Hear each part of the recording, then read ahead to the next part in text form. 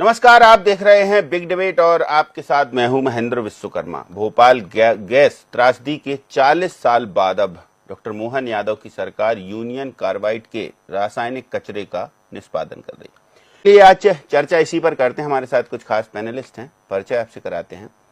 हमारे साथ डॉक्टर राजेश जौहरी जी हैं, इंदौर से ही हैं, वरिष्ठ पत्रकार हैं और कई सालों से इस मामले पर नजर रखे हुए हैं। खिलावन चंद्राकर जी वरिष्ठ पत्रकार हैं। अशोक शुक्ला जी हमारे साथ जुड़े हुए हैं, वरिष्ठ पत्रकार। आप तीनों का बहुत स्वागत है। सबसे पहले चूंकि मामला पीथमपुर से जुड़ा हुआ है तो डॉक्टर राजेश जौहरी आपसे ही समझेंगे कि ये जो पूरा मामला है, अब जब सरकार ने पूरा निर्णय ले लिया है, यूनियन कार्बाइड 40 साल पहले की त्रासदी के अवशेष बचे हुए थे, उन अवशेषों को नष्ट करने की कवायद चल रही थी। लंबी एक कोर्ट की प्रोसेस होती है, नतीजे निकलते हैं, सरकार की मंशा थोड़ा सा साफ दिखाई देती है, कंटेनर में भर के कचरा भी पहुंचता है, लेकिन इस पर जो सियासत शुरू होती है उसको लेकर फिर सरकार पर फिर सवाल उठने लगते हैं। तो आखिर सरकार क्या करे? अब भाई वहां से कंटेनर ले जाए, कचरा ले जाए, या फिर और कुछ? आप उस घटना पर पूरी नजर बनाए हैं, क्या कुछ आप समझते हैं उस पूरे मामले को? महेंद्र जी, इस विषय के लिए करीब 7-8 मिनट चाहिए आपको, अब जाके इस पूरा आप सही तरीके से बात कर पाएंगे। पहली बात तो ये है कि ये जो 10 टन यानी कि 100 क्विंटल जो कचरा 2015 में आया था और उसको सबसे पहले टेस्ट के तौर पे एक एक्सपेरिमेंट के तौर पे उसको जलाया गया था। बहुत ही साइंटिफिक तरीके से, बहुत ही वैज्ञानिक तरीके से उसको जलाया गया था। हर पैरामीटर उसका मेजर किया गया था और अच्छे खासे साइंटिस्ट एक्सपर्ट्स की देख रेख में वो सब काम किया गया था। और जब उसमें कुछ भी ऑब्जेक्शनेबल नहीं पाया गया, कुछ भी उसमें गलत नहीं पाया गया, जब तब वो रिपोर्ट जो है, और वो रिपोर्ट कोर्ट गई और फिर कोर्ट की परमिशन आई कि इसको वहां से हटाया जाए और यहाँ ले जाया जाए। ये तो एक बात हो गई। लेकिन आप बताइए कि हाई कोर्ट और सुप्रीम कोर्ट जैसी संस्थाएं जो मानव सेफ्टी, ह्यूमन सेफ्टी का एंगल को कभी भी ओवरलुक नहीं करेगी, कभी नजरअंदाज नहीं करेगी। एक बात तो ये हो गई। दूसरी बात ये है कि कांग्रेस जो है शुरू से ही इस मामले को, मतलब इस जो धार वाली सीट है जिसमें पीथमपुर आता है, उसको जीत नहीं पा रही है काफी लंबे समय से। तो वो कोई ना कोई मैदान खोज रही थी, अपना ग्राउंड खोज रही थी और उन्होंने ये अपना मूवमेंट शुरू किया। यहाँ पे प्रदेश अध्यक्ष और सीनियर नेता आए और वहां पर उन्होंने अपनी भाषणबाजी करी कचरे के खिलाफ। और सबको मालूम था कि उन सबको नेताओं को भी मालूम था कि ये वेस्ट तभी हटेगा जब ये अपना जो है कोर्ट का ऑर्डर आएगा। इसमें कोई डाउट किसी को नहीं है। अब क्या हुआ, जैसे ही कोर्ट ऑर्डर आया वैसे ही अब कोई चॉइस नहीं थी सरकार के पास, कोई दूसरी सेकंड चॉइस नहीं थी। उसको जैसे ही हटाया और वैसे ही आंदोलन को बल मिल गया।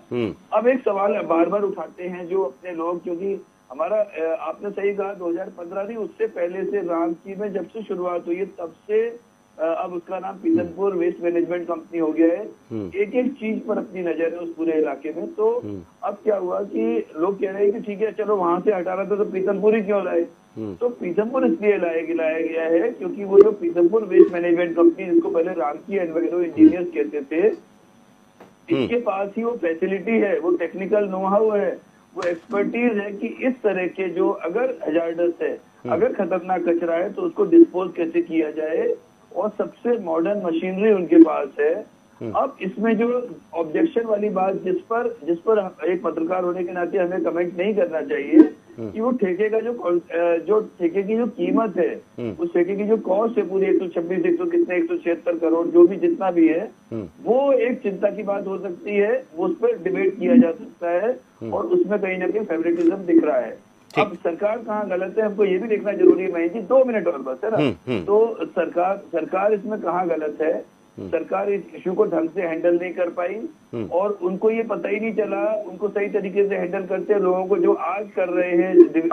आज संभाग आयुक्त आए थे दीपक सिंह और आईजी अनुराग आए और सबकी मीटिंग ली और पब्लिक जो नेता थे उनसे भी बात करी, जनप्रतिनिधियों से। तो ये काम अगर पहले कर लेते। दूसरी चीज इसमें क्या हुआ कि लोकल, स्टेट और नेशनल इंटेलिजेंस एजेंसीज का फेलियर है। उनको पता ही नहीं पड़ा कितनी बड़ी तैयारी अपोजिशन पार्टियों ने कर रखी है। और एक बात और है कि जयस का नाम परसों से शुरू हुआ था, गुरुवार से, कि जयस का रोल है, जयस का रोल है, जयस के लोग आ रहे हैं। अब सवाल ये है कि जयस का नाम आ रहा है और ट्राइबल लीडरशिप के नाम पे जो चेहरा है वो किसका है? सैलाना के विधायक कमलेश्वर डोडियार का। हीरालाल अलावा का नहीं है यहाँ पर। जेएस का प्रतिनिधित्व कौन करता था? हीरालाल अलावा, पर उनका नाम नहीं था। कमलेश्वर डोडियार आ गए और प्रोएक्टिवली उन्होंने बहुत जबरदस्त तरीके से इसमें जो है अपना काम किया। और आखिरी बात ये है महेंद्र जी कि कांग्रेस को कोई भी नैतिक अधिकार नहीं है इस तरह के प्रोटेस्ट करने का, क्योंकि 1984 में जब ये घटना हुई और जिस तरह से वॉरेन एंडरसन को वहां से भगाया गया, जिस तरह से उस जांच को आगे नहीं बढ़ने दिया और उस सही तरीके से जांच ही नहीं हुई, प्रत्यर्पण हो सकता था उस आदमी का, वो भी ऊपर चला गया, भगवान को प्यारा हो गया और सारी की सारी चीजें, कोई भी जो एसपी था उसको आपने डीजीपी बना दिया, जिस एसपी ने उस एंडरसन को भगाया था। जो कलेक्टर था उसको आपने सीएस बना दिया, बाद में आपने उनको पुरस्कृत भी कर दिया। अब हम आपके पास अभी दोबारा से आते हैं। भाई जी एक बात है कि एक छोटी सी घटना से शुरुआत होगी कि परसों क्या हुआ था कि परसों मौन रैली थी इसके खिलाफ, कचरे के खिलाफ। फिर 3 तारीख को यानी कि शुक्रवार को क्या हुआ था, शुक्रवार को पहले छोटी छोटी रैली निकली तो पुलिस को समझ में आया कि एकदम से इनको इकट्ठा ही होने दे रहे हैं, तो पुलिस ने हल्का बल प्रयोग किया और उन रैलियों को हटा दिया। फिर मुश्किल से 1-1.5 घंटे में औरतें बच्चे बड़ी संख्या में आ गए और लगभग हर सड़क पर बैठ गए। आप बताइए क्या औरतें बच्चे, हमारे आपके यहाँ परिवार की लेडीज और बच्चे ऐसे ही बिना तैयारी के कोई भी पहुंच जाएगी कहीं पे सिर्फ एक बार बोलने से कि चलो चलना है? औरतों बच्चों को कथा के लिए निकालने में बहुत मेहनत करनी पड़ती है, बार बार आग्रह करना पड़ता है। आपके यहाँ पे अगर आप कथा कराएंगे और एक लड़ने के लिए, पथराव के लिए और कन्फ्रंट करने के लिए पुलिस से और वहां पर इकट्ठा करना, ये आप इस पता नहीं, समझ में नहीं आ रहा सरकार इस बात को समझ रही है कि नहीं, पर ये बहुत बड़ा प्लान है कोई, और इसके लिए ऐसा लगता है फंडिंग बाहर से आ रही है कहीं से। और इस चीज को अभी भी हमें आज तक किसी सरकार के किसी आदमी के मुंह से नहीं सुनी है बात, क्योंकि या तो उनको समझ में नहीं आ रहा है या समझना नहीं चाहते। एक बात है। दूसरी बात ये है कि इसमें आपने कहा कि क्यों जो है ये अभी करा गया। देखिए ऐसा है कि अपने यहाँ जब तक कोर्ट नहीं कहे तब तक कुछ नहीं होता है। कौन मुसीबत से हाथ ले, कौन मुसीबत उसमें हाथ लगाए, जैसे कहते बिल्ली की गले में घंटी कौन बांधे, एक बात है। दूसरी बात यह है कि 150 एकड़ से ऊपर की जमीन है और प्राइम लैंड है भोपाल की, सबसे महंगे इलाके की जमीन है, उसका अच्छा इस्तेमाल हो सकता है। उसकी वहाँ पे हाउसिंग सोसाइटी बन सकती है, हो सकता है कोई अच्छा काम हो जाए।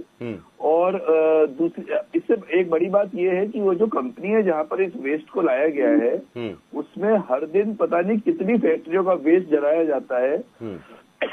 एक्चुअली जलाना सही शब्द नहीं है, इंसिनरेट किया जाता है, जो उसको प्रॉपरली उसको डिसइंटीग्रेट किया जाता है।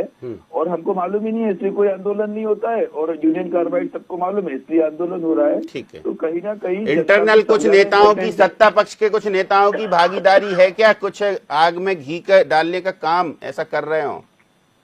नहीं देखिए, वो हो सकता, उसकी पॉसिबिलिटी से इनकार नहीं किया जा सकता, पर इसमें एक्सटर्नल फोर्सेस की ज्यादा बड़ी भागीदारी है। और कोई बड़ी बात नहीं है कि विदेशी हाथ भी हो इस मामले में।